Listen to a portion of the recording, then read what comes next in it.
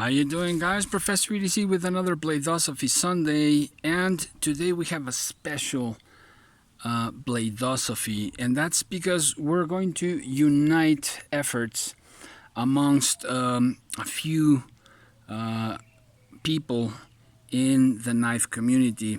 This is a project that I've been trying to complete for a couple of years, but it just hasn't quite gone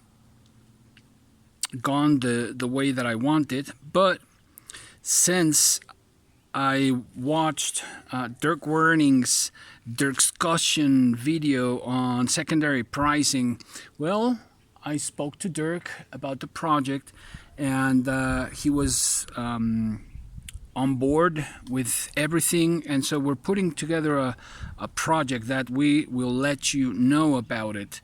But in the meantime, this video is going to respond to that discussion on secondary pricing.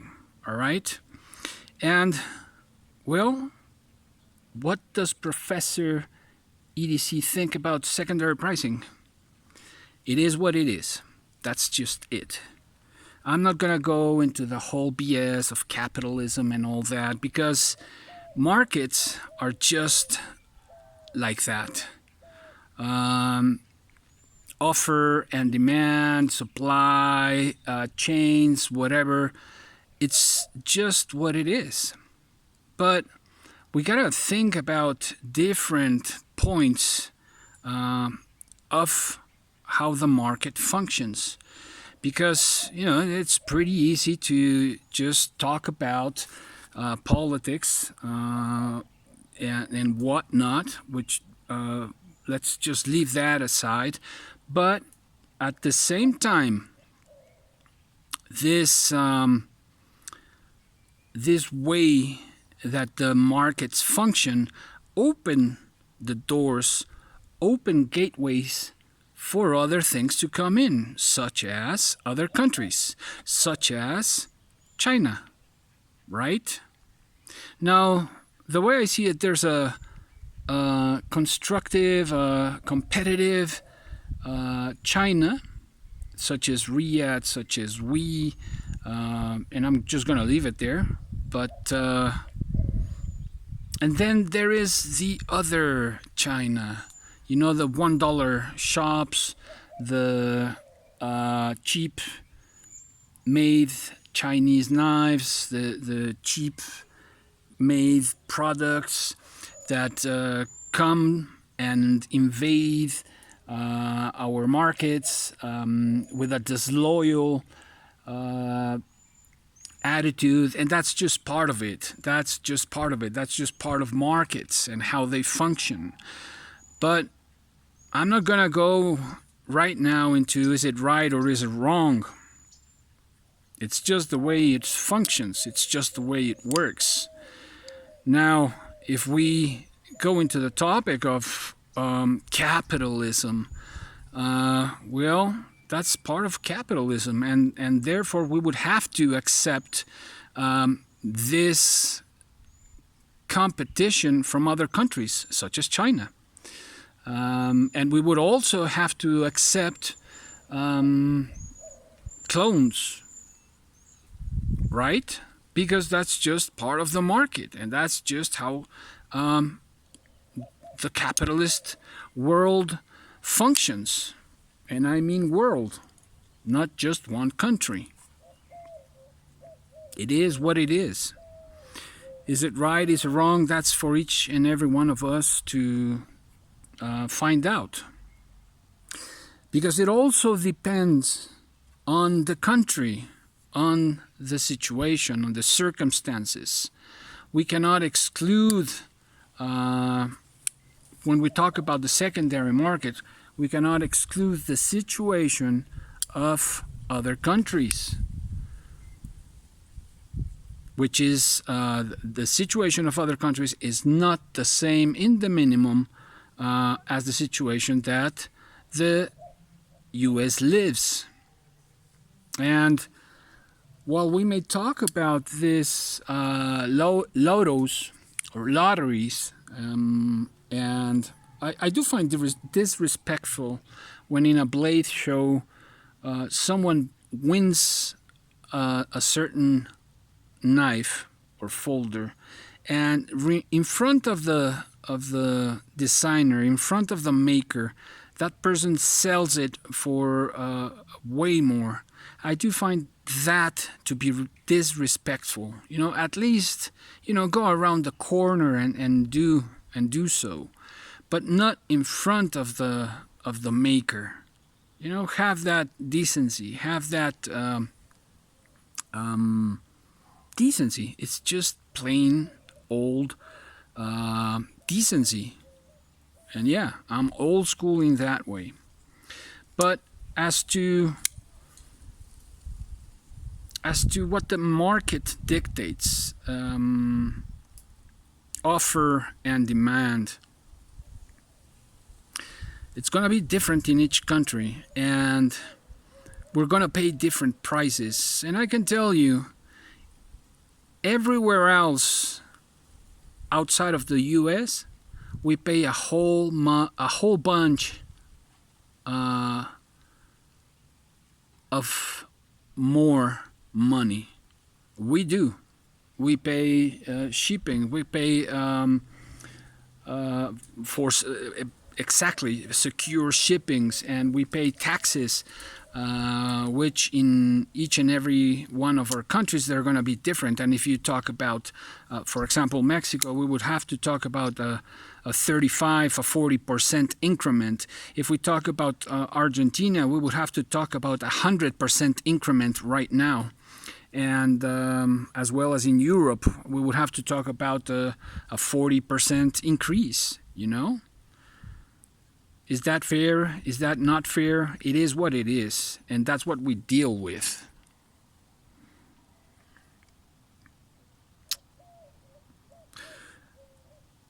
And, well, some of us might have had the luck of catching a few of these knives that you see here, and that they go up in value in most cases, or they maintain their value. But at the same time, when you translate that into Mexico, when you translate that into Argentina or in Europe, the price goes up because it's just way harder to catch one of these knives. If it is hard for you guys in the States to get one, well, just imagine for us to get a GEC at a normal price.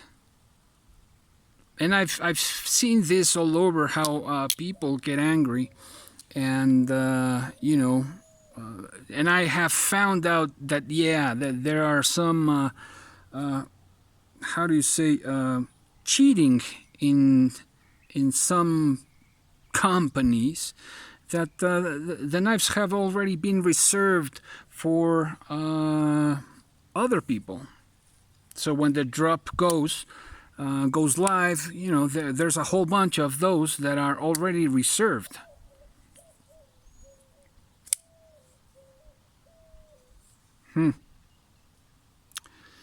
So, what to make of all of this? I think it's just a matter of accepting reality. Are we going to bitch about people if you buy the national lottery ticket, and I don't know how many millions are there in one of these lotteries? Are you going to bitch about it not winning because, I don't know, some neighbor, just because of the hell of it, bought a couple of tickets out of, I don't know, out of mockery, or, trying to prove a point, and then he or she wins it? No. Why are we gonna complain? because if he or she hadn't bought it, I might have had a better chance of winning it. That's just absurd. If we didn't win it, we didn't win it, and that's it, period. Let's not be sore losers. Yeah, I know it's, it might piss us off many a times when we're waiting that drop, when we've been,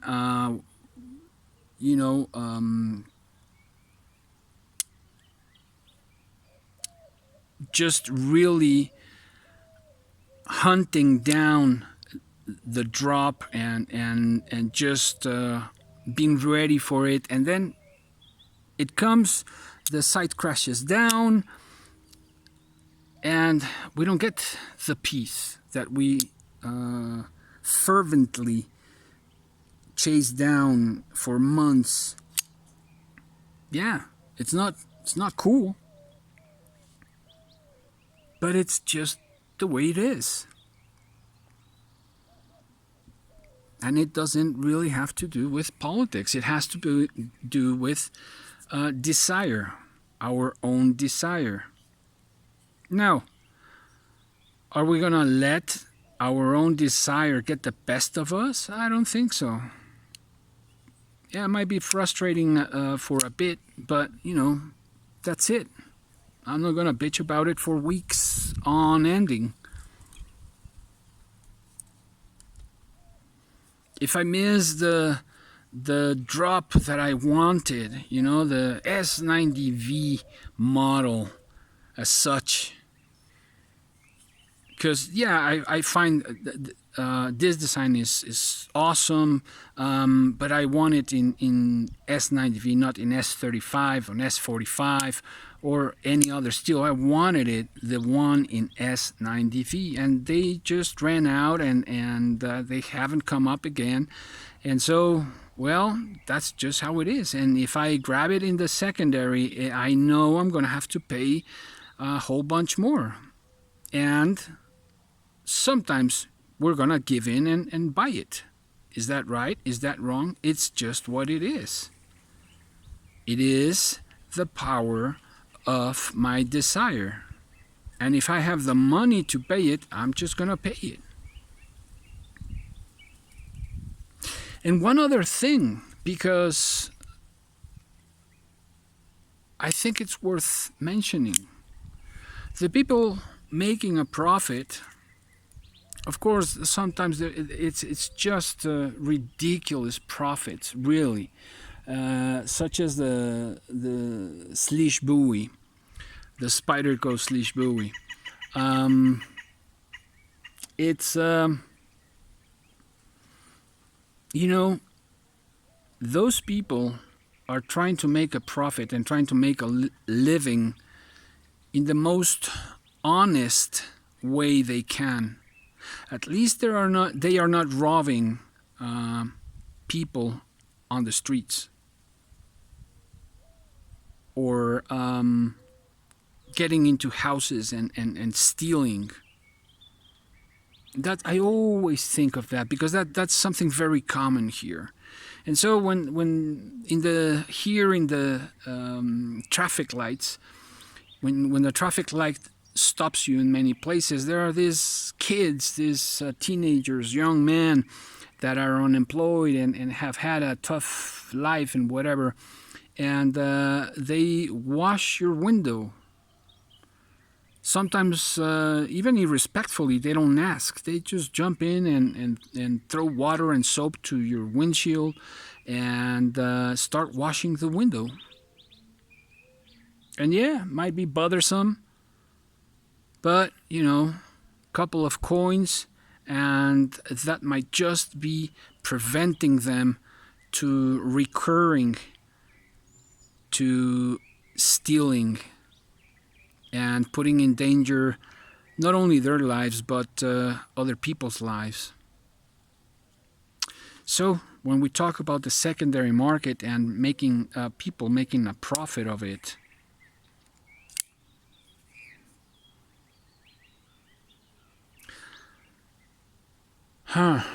it's tough, but They're trying to make a living as honest as they can. Now, when it comes to other countries, when it comes to other markets, coming into our local market, that's just how markets function, and that's just how capitalism functions.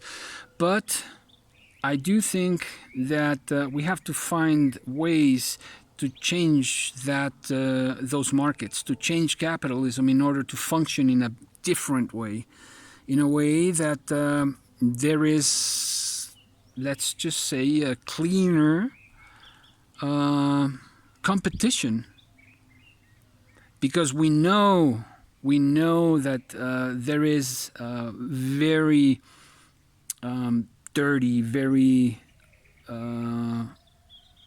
unloyal competition, as it has happened here. This big Chinese stores come and they copy, they install themselves in malls, and they see what the store in front of them have, and they bring the same articles to sell, but only half their price, and they run that business, that small shop, out of business. And whether we talk about here in Mexico or there in the US or in Europe or wherever, that money is going to China, and in a bad, I think, a bad practice of business and markets. Yeah, of course, I know it is. It's just that way, but we gotta take care of our own, and especially if our own are trying to make or are giving a good, clean effort to overcome inflation and just working hard and honest, and also thinking that money is staying in each and every one of our countries. Now, if Riyadh or we or Kaiser came and offered me to start, or that they were going to open a distribution store here in Mexico, that would be, I would welcome those companies, as I've seen how they are working, and nonetheless I would keep an eye on them. But that's it. Those 3 brands, and that's it. But there is a lot of other brands that are, their practices, their business practices are just really not ethical in my point of view. That's just my point of view. But we gotta find a way, because that's just how the world works. But we gotta find a way and meet halfway, crossing the bridge of our cultural differences, of our market differences, of our way of doing business differences. Because otherwise we're just gonna get into battles and just something that's tiring, and we're gonna be affected one way or another, and the one who has more money or more influence is always going to win. It doesn't matter if the small shop has been there for a couple of generations. It doesn't matter. The new foreign store is going to run that little shop out of business. And that's not... I don't agree with that. Not with the these practices, these business practices that might be normal in their country of origin, but not in ours. And yes, that is the way it is. So, would I buy a knife on the secondary market? This I bought. This I bought. This, no, not this one. This I bought on the secondary market, and just a couple of more, yeah, with a difference of, I don't know, $50, in some cases $100. Some I've been lucky enough to have bought at table price, but that's because of friendships, different friendships. And of course, when it has come the time to rotate and sell those pieces, I do make a profit. Try to make it a decent, not exaggerated, not, just a balanced thing. And I'm trying to earn my living as well. But that's in my country, and that's how it works here. So, a lot of factors that we have to take into consideration, and we'll see who jumps on the bandwagon and gives the opinion on this very interesting topic. Meanwhile, here it is, Dirk, my response to your video on secondary pricing. Hope you enjoyed it. Let me know what you guys think, and await for the surprise that we have for you. Professor EDC out.